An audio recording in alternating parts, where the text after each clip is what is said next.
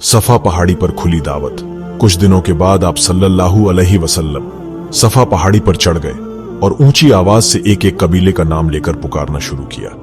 आप सल्लल्लाहु अलैहि वसल्लम की आवाज सुनते ही तमाम कबीलों के सरदार, रईस, अमीर, गरीब जमा हो गए। अरब में तरीका था कि जब किसी को कुछ कहना होता तो किसी ऊंची जगह पर चढ़कर लोगों को बुलाता।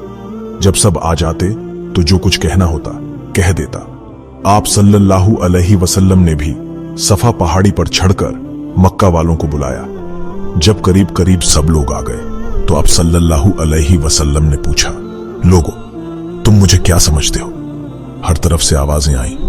आप अमीन हैं, कभी आपने खियानत नहीं की। आप सादिक हैं, कभी आप झूठ नहीं बोले। आप सल्लल्लाहु अलैहि वसल्लम ने फरमाया, अगर मैं तुम्हें यह खबर दूं कि सुबह को या शाम को दुश्मन का हमला होने वाला है तो क्या तुम मुझको सच्चा जानोगे? सबने एक जुबान होकर कहा, बेशक सच्चा जानेंगे, क्योंकि हमने आपको हमेशा बात का सच्चा पाया है।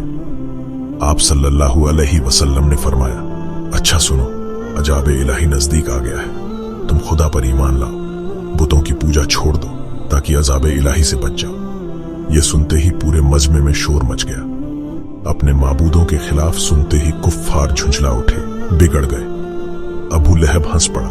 उसने कहा, तुझ पर हलाकत हो, नूजुबिल्लाह, क्या तुमने इसीलिए जमा किया है? लोग इतने बिगड़ गए कि आप सल्लल्लाहु अलैहि वसल्लम पर हमले का इरादा कर लिया।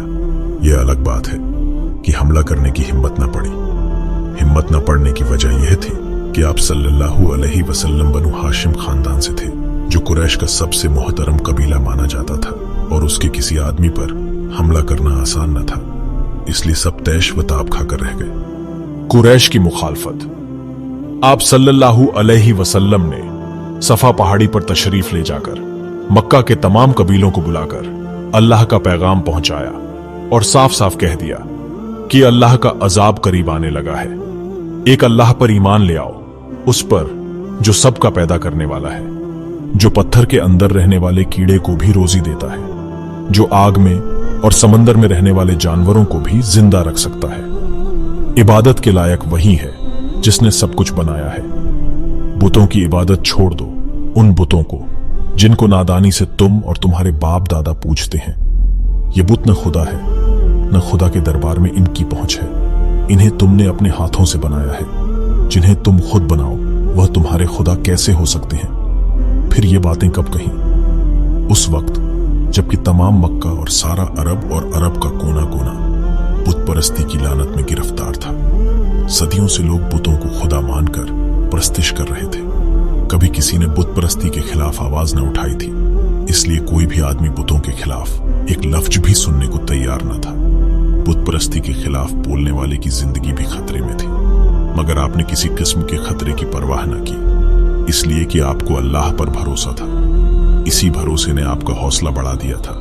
यह हौसला वो था जब आप सफा की पहाड़ी पर चढ़कर इस्लाम की दावत दे रहे थे। अगरचे आप उस वक्त कामयाब न हुए, लेकिन आपको पैगाम पहुंचाने की खुशी भी थी।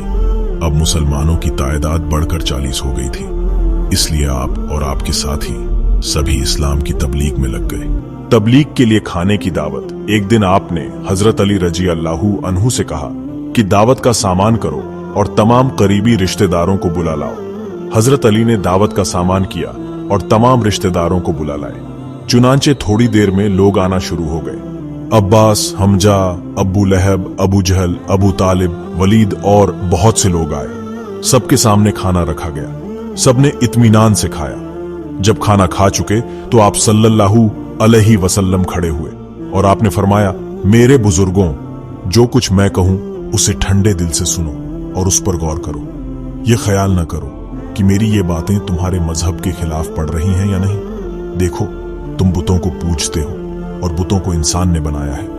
क्या इंसान की बनाई हुई चीज भी इंसान का खुदा हो सकती है? फिर बुत भी बहुत है। अगर दुनिया में इतने खुदा हो जाएं तो दुनिया का निजाम कायम नहीं रह सकता। यह ख्याल भी सही नहीं है कि पत्थर के बुत खुदा के दरबार में सिफारिश करेंगे। न ये बुत बोल सकते हैं, न सुन सकते हैं। सिफारिश आखिर कैसे करेंगे? मेरा ख्याल है एक अल्लाह ही हम सबका माबूद है। वही आसमानों और जमीन का रब है। वही जिंदगी और मौत देता है। लोगों, तुम बहुत दिनों तक गुमराही के घड़े में पड़े रहे, बहुत सो चुके, अब उठो, गुमराही से निकलो और एक खुदा की इबादत करो। तमाम लोग पूरे ध्यान के साथ आप सल्लल्लाहु अलैहि वसल्लम की बातें सुन रहे थे। अबू लहब पेचताब खा रहा था कि कहीं लोग आप सल्लल्लाहु अलैहि वसल्लम की बातों से मुतासिर होकर अपने बाप दादा का मजहब छोड़कर इस्लाम की गोद में न चले जाएं। इसलिए उसने टोका टाकी शुरू कर दी। वह लोगों के ध्यान को आप सल्लल्लाहु अलैहि वसल्लम की बातों से मोड़ना चाहता था।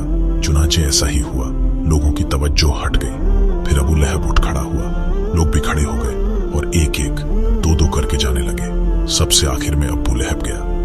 अगरचे इस दावत से भी आप सल्लल्लाहु अलैहि वसल्लम कोई फायदा न उठा सके, लेकिन आप सल्लल्लाहु अलैहि वसल्लम ने कोई ख्याल न किया और कुछ दिनों के बाद फिर दावत की गई।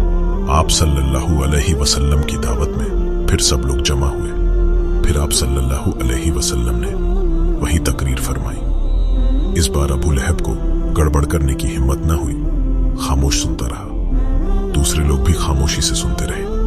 आखिर में आप सल्लल्लाहु अलैहि वसल्लम ने पूछा, कौन है मेरे इस नेक काम में मेरा मददगार? सब चुप रहे, कोई भी न बोला। हजरत अली खड़े हुए। आपने फरमाया, आप सल्लल्लाहु अलैहि वसल्लम, अगरचे मैं सबसे छोटा हूं, कमजोर हूं, मगर मैं आपका साथ दूंगा, अपनी जिंदगी की आखिरी सांस तक साथ दूंगा। अबू लहब हजरत अली की बातें सुनकर हंस पड़ा।